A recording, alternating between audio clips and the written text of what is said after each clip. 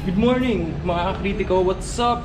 Welcome back to another episode of I Critic. So today, we're gonna do something a little different from the videos that I made. Cause many of you guys are asking about the way I speak. Like comment kayo sa vlog, sa social media accounts. So, ang daming questions. So, ngayon, i-discuss natin. Well, a lot goes into the way I talk in front of the camera and other speaking activities like acting. And luckily for you guys, I brought a very special friend to help me with this video. So, she has her own YouTube channel and nakikritik din siya. So, welcome, let's welcome everyone. Drumroll please. Ali! Yeah! So hi guys! So I'm Ali and Chris Rad. I also have my own YouTube channel and it's called Binibini Ali. So it's so fun, it's so interesting. I've covered a lot of things and I hope you've heard of it. But anyway, I'm really excited. But I think I can learn more on improving my voice because I think I'm not that great at using my voice. What do you think, guys? I don't think you have a horrible voice, but lagi namang may room for improvements. Take note. Really? Laging may room for improvements. Thanks, Chris, for that. But anyway, guys, I'm so excited to meet all of you and do this with all of you. So, let's get started to improve my voice. So, subscribe, like, and hit the bell button. It's done. And without further ado, let's get started. For me, one of the biggest challenges I had with my voice was volume. Kasi dati, bago ko magpasok ng theater, ang hina ng voice ko talaga. So, nung may mga plays kami sa DUP, Wow! alam mo yun, napapagalitan ka ng director kasi ang hina ng boses mo. So, parang hindi naririnig sa dulo ng audience. Tapos, ayun, natutunan ko lakasan yung boses ko para sa vlog ko na to. But then, kailangan mo ding aware sa paligid mo, sa space, sa ginagalawan mo kasi hindi lahat gusto maingay. So, parang, huwag ka namang bida-bida. Diba? Sa labas. Ganun lang. Yeah, but you're not alone. Uy, totoo yan, guys. Kasi alam niyo, I also have a problem or difficulty sometimes with my voice. Kasi I tend to start whispering in my videos and it's like no one seems to hear me. But then tapos mag-a-adjust na naman ulit ako, like yung voice ko, yung volume niya. But then speaking of voice and volume, I have this prof right now na volume-wise, no problem. Approve ko siya. Kaya lang napaka-monotone and it's like, forgive me if I can sleep. It's classic. Oh my God. So, siguro, parang kung sa prof, parang gumamit siya ng different pitches. Kasi, sa voice natin, pag gumamit tayo ng different pitches, mas dynamic siya, di ba? Oh, I totally agree. Even na naka-mic na siya, another factor is yung pitch talaga. Kailangan may variation and kailangan talagang you put emphasis and ano ba yung tamang intonation dun sa pag-deliver para mas mahikayat niya yung class niya to participate. Di ba? Yeah. Okay, kaya lang, how will I recommend it to my prof? Oh my gosh. Paano ko ba yung sasabihin without paano ba? offending him? Di ba, guys? Siguro email mo na lang, parang hindi personal. Hey, Carlo, what's up? Where are you guys going? What's up? Wala lang, katatapos ng class namin. Ah, really? Ako rin. I'm gonna go get food. You guys wanna come? Okay, sure. Tara, let's go. Kain daw, guys. Libre. Ay, hindi. Pre, asa kayo. Oh! So guys, mag-thank you naman tayo kay Carlo. Para sa pag-aya natin. No problem. What's this Malilimutin vlog yung for pagkain. again? Well, kasi Carlo, we're doing this vlog because I'm looking for pieces of advice, especially on how to improve your voice, like how to use it effectively para naman, di ba, we are engaging in a lot of different speaking occasions and dapat lang mag-improve to. Okay, gets. Well, the only advice I can give naman is the quality and the rate of your voice. Kasi kanina, in my class, my prof, he had sipon. It was so hard to listen to him kasi his breath was so breathy the way he was speaking. And it was so nasally. So you really couldn't understand him. I feel like it's better if we have a deeper, more mellow voice. It's more resonant. Tama naman, di ba? And I can totally relate. Sometimes kasi pag mabilis din ako magsalita, syempre you're out of breath and parang hindi ka na rin maintindihan ng mga kausap mo. Yeah, that's also very important, the rate. of your voice. Kasi if you speak too fast, no one's gonna understand you. Diba? Diba? Kasi you barely understood me. Yeah, but if you speak too slow, Paano people are yun? gonna get Paano it. slow? Speak too slow. Yeah, they're gonna get so bored. Yeah. So you really have to find the perfect balance, And diba? parang may ibang meaning na rin siyang ina-i-imply. Yeah. Balance. Noted. So yun. I'm Yeah. gonna apply all of those. Thank you, Carla. Oh, so yun, saan tayo kakain? Lapit lang. Sa may mga stalls, di ba? Oh, sige, sige, Masarap pwede rin. doon, masarap doon. Tara. Ayan, Marami ganyan. naman. Ay, nako. Ayan ba sinasabi ko eh. So, dalawa na naman tayo. The original duo. Eh Yup. kasi, ano nangyari? Bakit ano Ewan ko nangyari, ba? Chris? May Nako. kailangan kasing puntahan bigla si Carlo. Anyway, may kilala ko ba tayong mas Yeah. funny pa? Like, Ano whenever tayo? she delivers. Ah, Diba sabi mo, meron ka oo. kapanood? Si Miriam. Oh, Miriam Defensor. I miss Miriam Defensor. her. Yun yung critic natin, yung speech niya. Mhm. So, guys, let's watch this. Wait lang. Ay, nako, masyadong buto. She's delivering a speech as a presidential At manalangin candidate. din.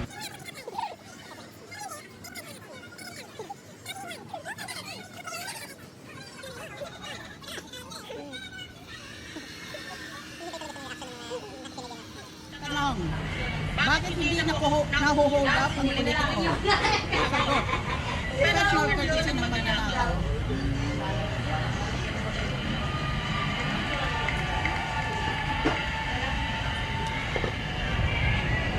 Tanong, kung ang opposite ng pro-icon, ano naman ang opposite ng progress? Sagot, anong opposite ng progress? Sagot, Congress. Shady. So far, what have you noticed kapag nag-deliver siya ng speech? Ayun nga, parang halimbawa yung pick-up lines or yung jokes. Hihintay siya talaga ng response sa mga listeners niya. Tapos parang in-emphasize siya dun yung mga main issues like corruptions, diba? Funny, pero kahit Miriam escaped the pickup lines still when she narrated or shared stories niya gaya ng mga nangyayari. It's really funny, but however, parang doon din, malaki siyang tama, like, Oo. patama na it's the sad truth that we are facing right now, especially that whenever she delivers those lines talagang with conviction, and yung sinabi mo nga may pauses, Oo. kasi yung interaction very important na you convey your message and you touch the hearts of your listeners and not just deliver it like, ha? And minsan tayo may tendency na pag kinakabahan, you just get over your speech eh. Pero Miriam, ibang klase. I really admire her. Mukha na mukha ng campus ninyo. Kaya mukha akong nagbalik sa aking mga eskwelahan sa Amerika at sa Europa. Sana all. I hope, I have no doubt that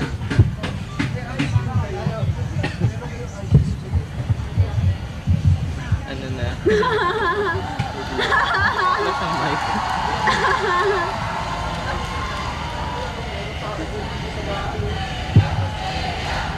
Oh, Chris, I also observe na grabe no, kahit na inayos yung microphone niya. So we noticed na talagang may pause. Siyempre, you'll wait kasi alangan na you dive again dun sa speech mo na may interruption na nangyayari. So she's very flexible.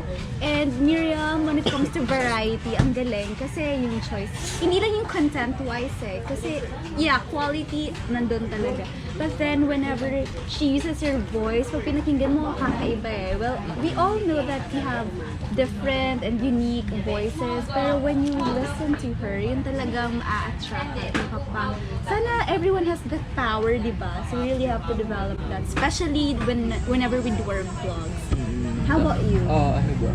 Yung sa emphasis niya ng mga words na parang yung pag-e-emphasis niya minsan parang yung way niya, binibilisan niya sa salita niya, tas Babagal. ganun. Tas Hina-highlight. yun yung paraan niya ng pag-highlight ng mga words na yung main issues na kinakaharap na tinatakol dun sa speech niya na yun. So And she's very fluent as well. Like, kahit mag-switch siya from Filipino or national language to English, well, talaga naiintindihan. And talagang parang yung mga places and points of articulation whenever she pronounces. Like, Parang hindi ka talaga mawawala sa pakikinig sa kanya. no? Ang galing. I hope someday, ganun din tayo, di ba? Ganun din. That's what we are trying to achieve naman. So, this is for today. We'll see you Yeah, we next still have episode of breakfast. We Critic. Critic. Thank you. Hi guys! Welcome back to our channel. I hope you had fun on our last week's episode. Today we're going back to one of our original series, Tricks and Tips. So before we start, Neil has a little something to say. So before we discuss the tips and tricks, we need to first know breathing, because breathing is a very important part in public speaking. So when we breathe and when we engage to public speaking, what we need to do, or what type of breathing we need to do, is the diaphragmatic breathing, and that is the breathing when your stomach expands and not your lungs. Because when your stomach expands, then you have a greater supply of air, so when you speak in public, you do not run out of air. So we need to do that so that you do not run out of air. Oh my God, sorry. Gets naman nila, gets naman, Yeah. gets naman. Okay, so auditory is knowing which volume is appropriate for your venue. So an exercise that can help you with this is to try to say the same sentences at 4 different distances. So first is to try to say something in front of a friend, then in front of a group of friends, and third, you can try to say something to a friend across the street, and lastly, you can try the same sentence in an auditorium full of people. So that's it.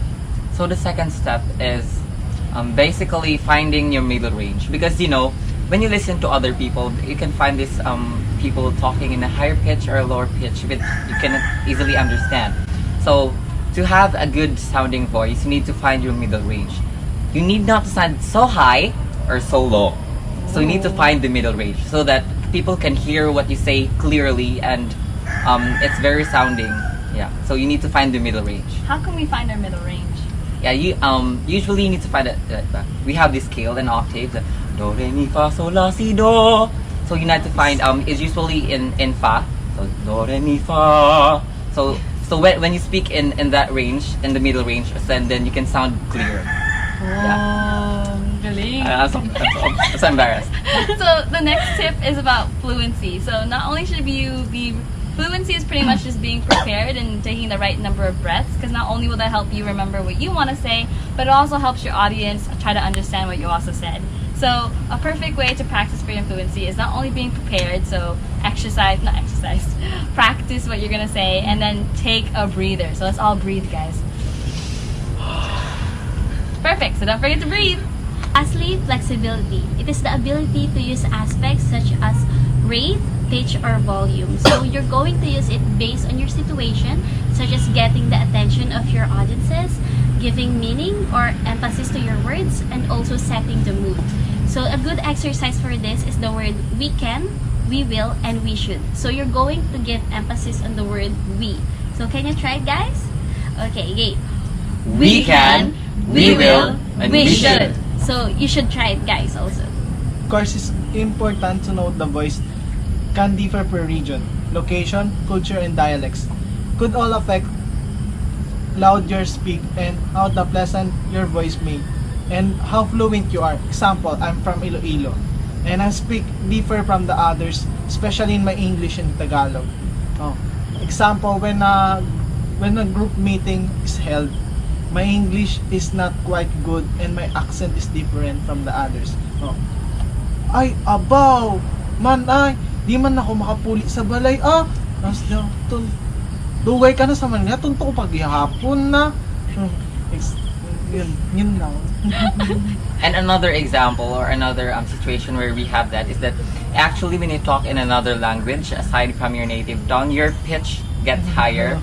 So we have the tendencies that we need to consider in your voice. It's the makeup of your vocal cords. So it differs when you speak another language from your native language.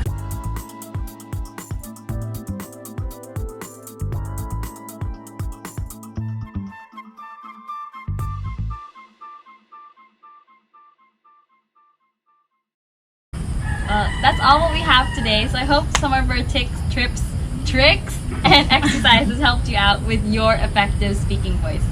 Bye. Bye.